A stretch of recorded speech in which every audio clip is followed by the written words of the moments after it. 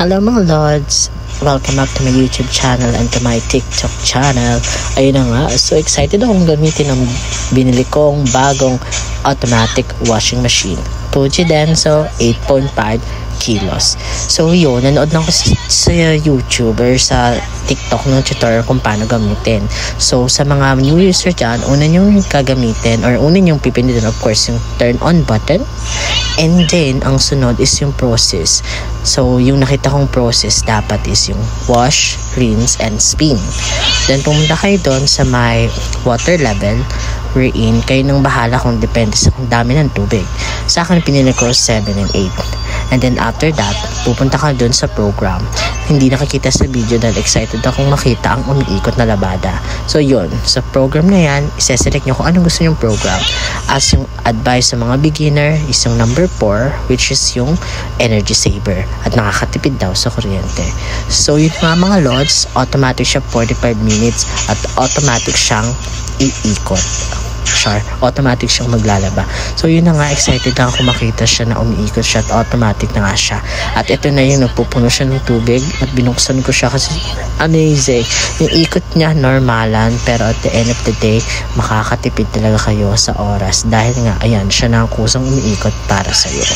And then yun na nga, nilagyan ko din siya ng liquid detergent dun sa una. Tapos ang technique daw is sa huling banlaw tsaka mo ilalagay ang popcorn para bumungo. At gabi, compare dito sa mga papalaundry ako, after nitong video ko na to, inamoy namin yung labada namin.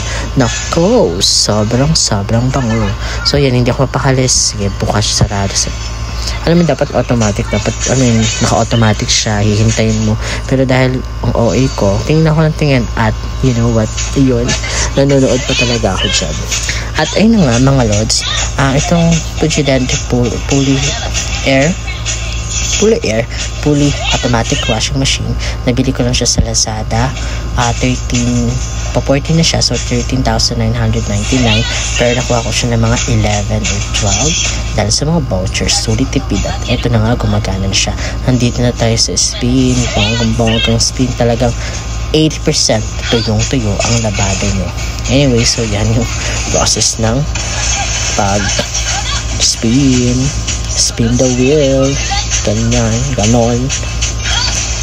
Pero yun na nga, kung ano pa yung mga gusto nyong mga technique or mga tips kung paano itong gamitin, yung makakatipid o kaya yung sa mga techniques and how para mas bumango and everything, comment down below.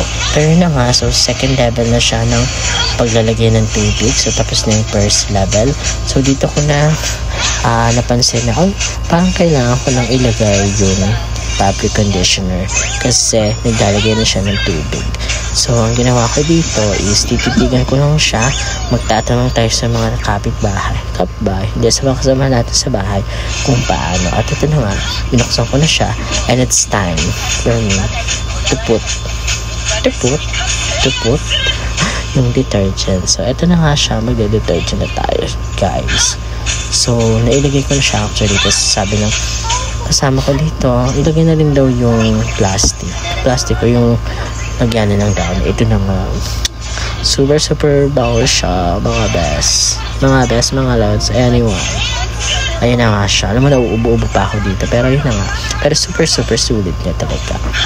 So instead na nagpalaba kami ng 120 wash and dry, ganyan, or masagit pa, tapos bibili ka pa ng mga downy, yung mga detergent, everything dito on your convenient time, 45 minutes tapos ka nakagaw maglaba. At ayun na nga, kaya talaga bumili kami nitong full automatic machine kasi nga dahil nagpapalaba kami ng jowa ko sabi natin every week or every 2 times a week, depende siya.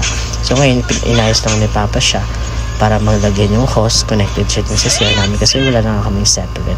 So ayun na nga, almost done, kalahati na tayo ng video. So ito na yun, last na dryer na natin siya, o yung spin the barrel, ganyan. So talagang tinatanggal niya yung mga tubig. Pagkita niyo dun sa CR, lawa na siya, lawa. So yun nga guys, sa mga gustong bumili, tatanungin niyo ako, super worth it ang Fuji Benzo, 8.5 kilos, super na rin siyang tuyo. Sabihin ko nga 80 to 90% na siya na dry as in.